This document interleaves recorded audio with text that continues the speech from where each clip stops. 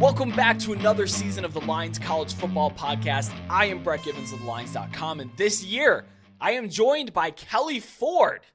Kelley, welcome to the show. Thanks for joining us. We're excited to have you here all year, and how are you doing today? I'm doing well, Brett. I'm excited to be a part of the team here at TheLions.com, doing the podcast with you and previewing all of the conferences as we continue to make our way through the group of five. We've had some good episodes already and looking forward to getting into this one as well because college football season is here, as you said. It's right around the corner, and we're excited for it. Yeah, it's here, and we've got already a couple hours of content out here on our podcast feed, on our YouTube channel of group of five conferences, and we're just going alphabetically here. So we're going to maybe the best group of five conference in the Sun Belt. Do you believe that this is the best group of five conference this season? So I'm personally very intrigued by the Sun Belt. I talked about this a little bit before we got into the first episode in the American, just general 30,000-foot overview of the G5 landscape. I still, by my numbers, the K Ford ratings, have the American ahead just slightly. The average preseason K Ford rating for teams in the American Conference is 35 on a 0 to 100 scale. Compared to a 28.8 for the Sun Belt. So I still have the American ahead, but that gap has closed quite a bit here in recent years. And part of that's due to conference realignment, the American having lost some teams to the Big 12, bringing in some teams, backfilling with Conference USA, formerly Conference USA teams. The Sun Belt just continues to plug along, add teams here or there. James Madison, the most recent example from the FCS, a team that really makes sense within the identity of that conference, the footprint of that conference. I'm as excited about the Sun Belt as I am about any G5 conference moving forward, the prospects that they have to become the best conference in the G5. The need to improve the bottom of the conference, because the top is going to be competitive with anybody, and we're going to talk about those teams, but the bottom is still pretty bad on a year-in, year-out basis, and if you want to be the best of the G5, you got to lift that bottom just a little bit, but that top, man, it's exciting, and I know we're going to get into them. Yeah, it is. I compared it to like a well-run sports franchise, or I just called it well-run. It's almost like the San Antonio Spurs of college football. They just find good prospective teams, maybe not necessarily large TV markets or the biggest brands, but they found, good teams and well-run organizations and programs and brought them in. And now look at them. They have a dense top, an absolutely dense top. Up front, I have no bets on the Sun Belt. I have no future bets at this point. I'm not really sure what to make of it. I didn't see a ton of value. It's just really interesting. And I want to start in the East Division. They still have the two divisions here. Start with the East Division because it is downright loaded. Yeah, the East is wild, Brett. And this is all in the context of James Madison, who I actually have as maybe the best team in the East Division. They're not eligible for the conference championship game, is my understanding, based on the NCAA waiver that got denied for what I believe was the postseason. But I think James Madison website is saying that the Sun Belt has a rule in place where if you are not eligible for the NCAA postseason, you're not eligible for conference postseason, meaning the championship game. So if you pull James Madison out, there's still a loaded field there. We got Coastal Carolina, Marshall, App State. All of those teams are at the top of the East. Each of those teams, by my numbers right now, assigned anywhere between a 31 and a 27% chance to make the conference championship game. So put those teams in a hat, pull one out, and it's a 1 in 3 chance, 1 in 4 chance for any of them. It's going to be really exciting in the East Division. Yeah, I have 2 points separating Marshall and App State and Coastal Carolina in totality. I have 2.4 points separating that from James Madison. This is a tough race. We're not going to dive too much into JMU today because I want to talk about the teams that are eligible to win this league. It's a dumb rule. I hate it. Let James Madison play. But let's start with Marshall. I was actually surprised to see them come out atop my East numbers. They're only behind Troy in totality in the Sun Belt here. Rasheen Ali, prolific running back. He's back. He did not play most of last year. He was dealing with some personal stuff. He did come back at the end of the year. But he is a 1,000-yard rusher, a 6+ per carry guy. He's a very talented guy. I do think losing defensive coordinator Lance Guidry was a big, big hit to this team. He had a cup of coffee in Tulane and then moved on to Miami. Marshall last year was +11 in turnover margin, and only 4 starters return on that side of the ball. So maybe if you kind of take the overall temperature, it seems that they are due for some regression. But what do you see in Marshall this coming year?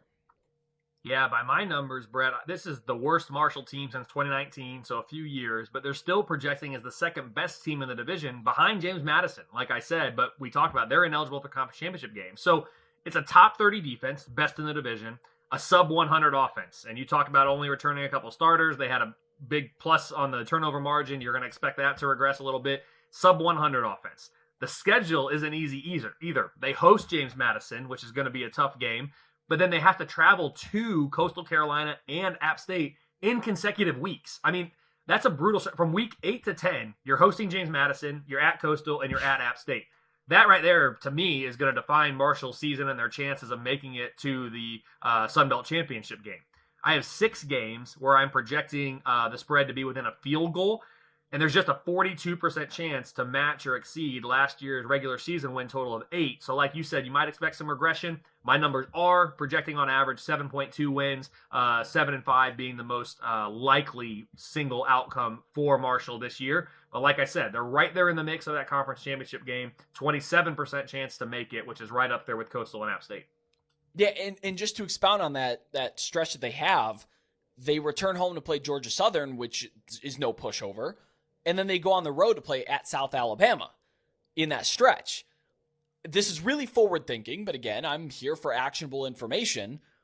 Just keep an eye on that Georgia Southern game. I know it's at home at Marshall, but if we believe in the body blow theory and, hit after hit after hit, and then they have this sandwich of at App State, at South Alabama, they overlook this Georgia Southern team, and boy, it could be an outright upset. I'll even add in, Brett, I agree with you 100%. I'll even add in if we go to the front side of that stretch. So let's start in week 6, and I'll run you through week 6 to week 12. At NC State, going to be a really tough game. At Georgia State the next week. That's not going to be easy. My number's like Marshall, but by about 4 points. Then you get into the stretch I talked about, James Madison at home, at Coastal, at App. So 4 road games in a 5-game stretch. That trap game you talked about at home against Georgia Southern, then at South Alabama. I mean, from week 6 to 12, you're only at home twice. And you've got some brutal games in there. So it's a tough schedule. 3rd most difficult in the division by my numbers. It'll be interesting to see, can that offense, which, like I said, is sub 100, are they going to be able to withstand that? Are they going to be able to put up enough points week in, week out? Because the defense is good, but if they have to be on the field for a long period of time, week in, week out, on the road, travel, could get away from them there. I hope not for Marshall's sake, but it could be tough. And Georgia State has a rest advantage in that game. It's brutal. Just to add to the brutality. And your numbers have it as, a very difficult schedule, but like overall nationally, I have it 96. Then you may be like, oh, well, that's not that bad a schedule. Situationally, this thing is a nightmare. So look at the strength of schedule, but also dive in to see these kind of nightmare stretches. And boy, the more I talk about it now, the more I am kind of like, ooh, Marshall is in for. I'm looking up their win total here. It's a 7.5 with actually shade to the under. So I don't think I would bet that. Not according to my numbers, not according to your numbers. Situationally, it's interesting. But yeah, actionable information maybe during that stretch. Look at that Georgia Southern game. Look at that Georgia State game potentially for, if not covers, potentially outright upsets of Marshall. I want to move on, though, to App State. Everything on this team should be really good. Except for the most important thing, their quarterback. I'm not sure what to make for it. Ryan Berger, he's the projected starter. He's a redshirt freshman. Decent 3-star kid, good size. App State was his biggest offer and his first offer. He's from Myrtle Beach, I believe, so I think he took the App State offer because it was possibly his biggest and most exciting one, but I'm not here to put words in his mouth.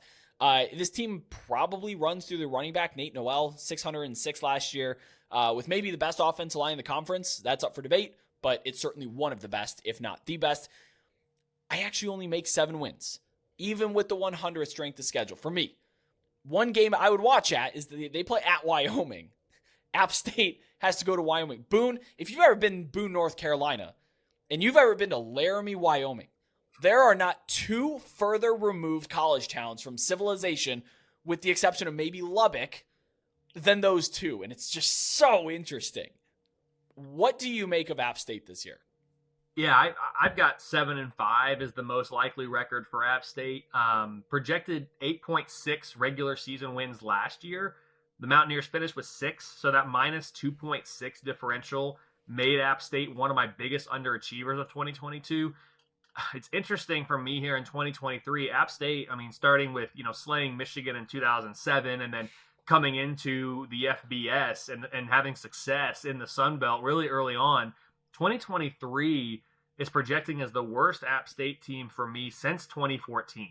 That was the first year the Mountaineers were in the FBS. So by App State standards, this might not be a very good team, but they're still going to be in the thick of this race because they have the best offense in the division. They're ranked around 50 nationally.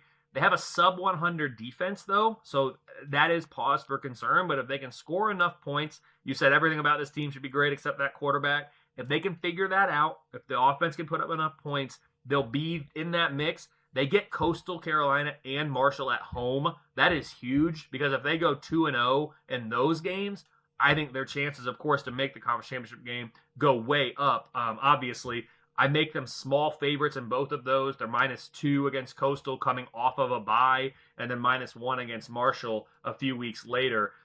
Coastal has the bye before that game as well, so there's no rest advantage, but just an additional week to prepare. So it's an interesting team. Have them as the 4th best in the division, but basically right on par with the best odds to make the conference championship game because of how that schedule shakes out. Yeah, and to be fair, I'm not making excuses for them for last year, but I just want to read off the beginning of their schedule. They were in a 63-61 shootout with North Carolina. Awesome game. Awesome game. They beat Texas A&M in College Station. Awesome game. They beat Troy 32-28, and then that was on the Hail Mary with College Game Day in Boone, and then they lost to James Madison by 4. This team was exhausted. They were emotionally exhausted. They were beaten up, and I'm not making an excuse for them, but I would say that if they didn't have that ridiculous start to the season, maybe they'd have won more than 6 games, and then they were bowl ineligible because they beat 2 FCS teams. They didn't have enough FBS wins, so that's kind of the rundown on App State. Yeah, it's tough. My sense says like, hey, they should be better, but the numbers in front of me, your numbers and your case are just like, yeah, maybe not this year. So, Kelley, I wanted to talk about an interesting team that's undergone a lot of change this past offseason. That's Coastal Carolina. My question is, how much of this team was Jamie Chadwell in that offensive system? It's really guised well to not look like option football. You don't even realize you're watching option football, but it is. I really like that offensive system. Now that offensive system has gone to Liberty. They hired Tim Beck, the NC State offensive coordinator. Not really sure I love it all that much, but they do return a lot of those offensive starters. That's 8 starters and 78% of returning production on that side of the ball. I think they still have the best skill core in the Sun Belt, possibly, probably. Even removing Grayson McCall, who is the best quarterback in that conference and probably one of the best 5 or 10 quarterbacks in the entire nation. I favor them in all of their home games, except I have kind of a toss-up with Marshall. And then 4 of 6 away games, I also favor them in. They're only more than a 1-score underdog at UCLA. But they were also 5-0 in 1-score games last year. Do they regress under Jamie Chadwell? What do you make of Coastal? Yeah, I think that last point's important. 5-0 in the 1-score game. So my numbers think Coastal will be a better team this year than last, even though their record might not show it for that reason. So finished last year number 93 in my power ratings, despite a 9-win regular season. So that they're not super highly power rated despite all those wins. They come into this year at number 76, but I'm projecting just 7.6 average wins, with 8-4 being the most likely record. So to me, this is the 3rd best team in the division by my numbers, but the favorite to make the conference championship game from the East, given how the schedule shakes out. And I use favorite there kind of loosely because it's only a 31% chance, but that's better than Marshall and App State, who both have a 27% chance. So like you, I'm only projecting them as an underdog in 2 games, week 1 at UCLA by about 14 points, and week 7 coming off a bye at App State by about 2 points. So for me, it's going to be a really interesting team to watch. Favorites out of the division, but there's a 2 and 3 chance that they don't make that conference championship game. So we'll see how it goes. It should be an interesting schedule. Yeah, and that coming off a bye at App State is really important because that's a very tough game when you consider them as you make them 2-point underdogs, that's something to really consider, because if they have a rest advantage, then maybe you can make a case for betting them. Well, App's going to be coming off a bye too, so each team's going to have that advantage. But the way I think about it too, and granted, this is kind of a toss-up game, 2 points, right? But the more time you have to prepare, I look at this in week 1 a lot, the more time you have to prepare for an opponent, the more advantageous that is for the underdog. And we see that sometimes in the CFP, with the number 1 versus the number 4 seed sometimes. The more time you have, that generally favors the underdog. So while it's only 1 extra week, both teams have it, and the spread's so small, I do think the extra time there might favor Coastal a little bit, especially since they have to go on the road to prepare for this game. I want to hop over to the West, because the East is loaded, but the West also has its fair share of really good football teams. Do you think the West division is a 2-team race, and those 2 teams being South Alabama and Troy? I think South Alabama and Troy are definitely 2 favorites, but I throw Louisiana in there too with an outside chance as well. All right, well, let's start with Troy. They're my number 1 team in the Sun Belt overall, East or West. I have them 2.1 points higher than Marshall, who comes in second. They lost their defensive coordinator, Sheil Wood, to Tulane, but they do bring back 9 of 16 defensive starters that had over 300 snaps last year. So this is going to be another experienced unit, and they were very, very good last year. It could be a bit of Sheil Wood's system, but I think on defense, it's a lot of what kind of dudes do you have, and Troy has the dudes. They played just 1 conference game on the road versus a top 100 rated team per my numbers. Last year, they were also 6-1 in 1-score games. Now, there's 2 schools of thought there. One, they're going to regress to the mean, just because that's how it goes in 1-score games, a couple of bounces here and there. But the other side you can look at is, well, Troy's just really well coached, and they're a team that's built to win these 1-score games. I think that does maybe continue into this year. I don't know about 6-1, but 5-2, 4-3, right, to have that winning record in the 1-score games. They do return their quarterback, Gunnar Watson. I think he's fine, but this is a defensive-oriented team, hands down. What do you think of Troy? I agree with you, defense-oriented for sure. I projected 6.5 regular season wins for Troy last year, and they popped off for 10. That plus 3.5 differential made them the 6th biggest overachievers in 2022. You mentioned the 6-1 record in 1-score games. That doesn't get enough attention. I'm glad you keep bringing that up and referencing it, because fan bases as a whole don't pay much attention to that and say, oh, we won 10 games last year. You did. If we played that season again over, maybe you don't. Doesn't matter. It played out that way. You get credit for those wins. But as we're projecting forward in the next year, we can expect some aggression, as you talked about. That said, this year, I only have the Trojans underdogs in 1 game. That's week 2 at Kansas State by about 15 points. So we've seen Kansas State be vulnerable in these types of situations before. Even if they go on to win the Big 12 championship, it's possible Troy is able to surprise them there. And if they do, they'll be favored in every other game along the way. So I have Troy as the best team in the division with the best defense, a unit that you talked about. I have them ranked top 35 nationally. Just a 17% chance to match the 10 regular season wins from a year ago, but a 42% chance to make the conference championship game, which is best in the West. So for me, this is the favorite out of the West division, but it'd be really tough to match last year's regular season win total. Yeah, but 17%, I mean, there are a lot of teams nationally that don't even have 17% chance to win 10 games. So that kind of explains the ceiling of this team.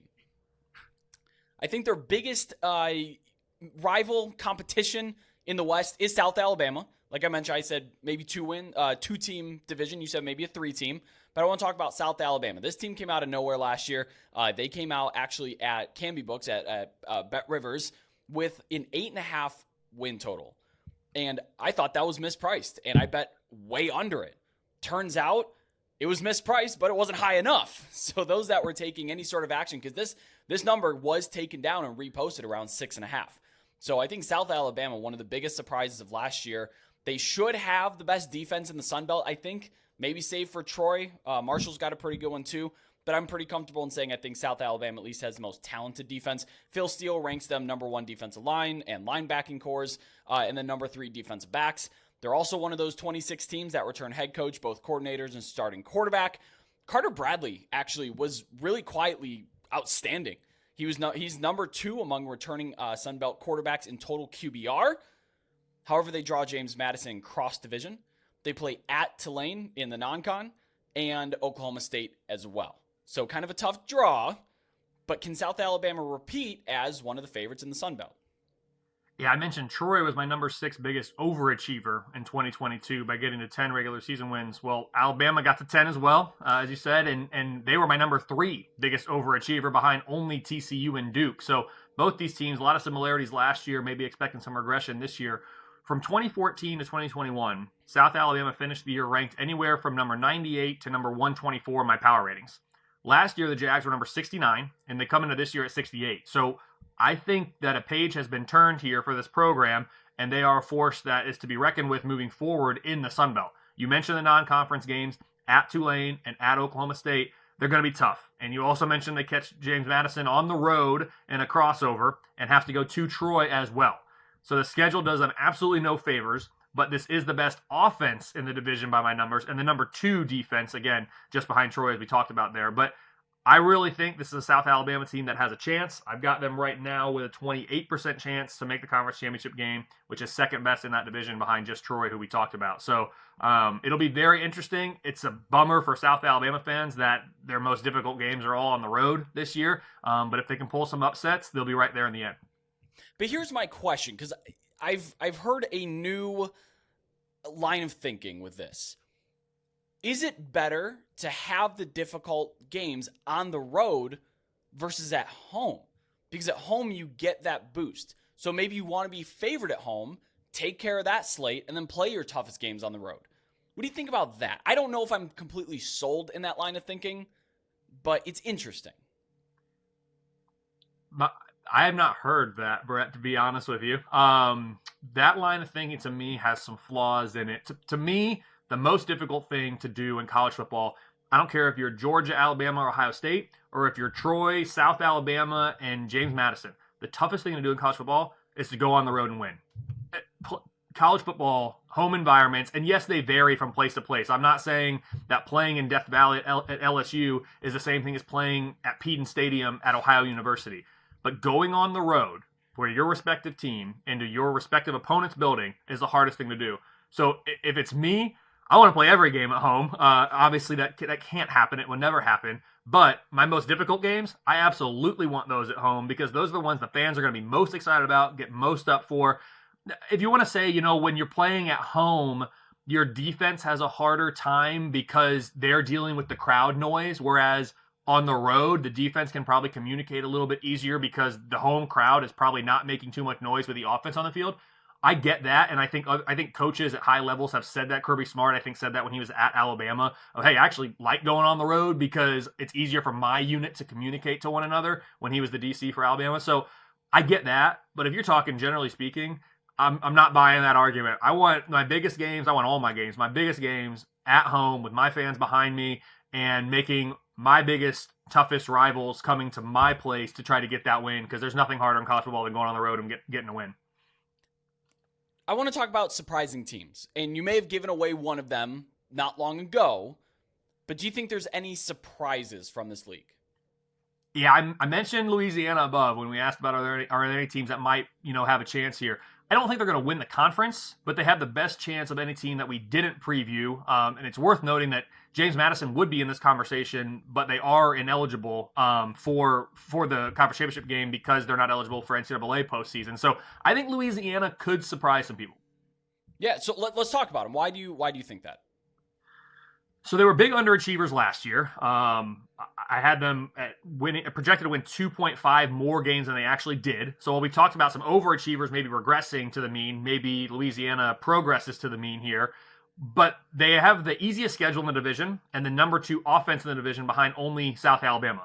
So they have to go to Troy and South Alabama, and we just talked about how hard it is to go on the road and win college football. So it's probably too much to overcome to make the conference championship game, but I do have them with a 21% chance, which isn't that far off. I mean, they're within one projected conference win of Troy and South Alabama, so all it takes is, 1 or 2 upsets to flip those percentages around. So I think Louisiana's worth talking about. They're worth having in the back of your mind, but again, they're my third favorite out of that division. 1 or 2 upsets here or there, and that could change. But Louisiana, to me, is a team worth monitoring. Sure. I have a team that I think is going to be fun to watch. Not necessarily a championship game contender. I don't believe they are going to contend. They may not even win a lot of games. Texas State. Is this massive turnover going to translate to wins? Again, probably not. But they bring in a 4-star quarterback, Malik Hornsbury. He joins GJ Kinney, who comes up from Incarnate Word. For those of you that were not watching Incarnate Word football last year, this team scored 51.5 points per game. Sure, he's not going to score 51.5 points per game up in the Sun Belt, but Texas State has just been at the bottom of the barrel when it comes to offense lately. And so injecting some excitement into these games may be able to pull a couple upsets or at least be extremely watchable. I don't disagree with that. The upside, the potential, and they could be watchable, especially more so than in recent years, because as you mentioned, it's been pretty bleak for Texas State, especially on the offensive side of the ball. That said, my numbers need to see it to believe it. I have Texas State projecting as one of the worst offenses in the country yet again this year, second worst, to be fair. It's a solid defense, though. I'm projecting mid-70s there. So I have no doubt that, given what's coming in, they have the upside, but I need to see it before I believe it there with Texas State. Sure, and something that's kind of in the weeds and not necessarily related to what you'll see on the field or not necessarily related to team construction, but Texas State spends a lot of money on football. I used to work for them. Their facilities are class. Like when you walk into a MAC facility versus Texas State's facilities, they're not even in the same they're not even in the same division. It's night and day. They're spending $25-30 million a year on their program, and it shows. They're spending on their facilities, and they're able to have recruits look at this. San Marcos is a wonderful college town. It's one of my favorite college towns in the country. Not enough people know about it or talk about it. Situated by Austin. It's a very attractive place to go to school. The school itself is large. So I think if they can just get the right culture in there, which I'll call them out, when I was working in there, it was an awful culture. I hated it. The people there are all gone right after that season for good reason. If they can get the right culture in there, I think that they are a team that could potentially be very good and a Sun Belt contender in the future because they're willing to spend. They're an attractive part of the country, great college town. So, I don't know. Just keep an eye on Texas State. I'm hoping GJ Kinney sticks. I'd love to see these FCS guys come up and win, in the FBS. Probably not going to win this year.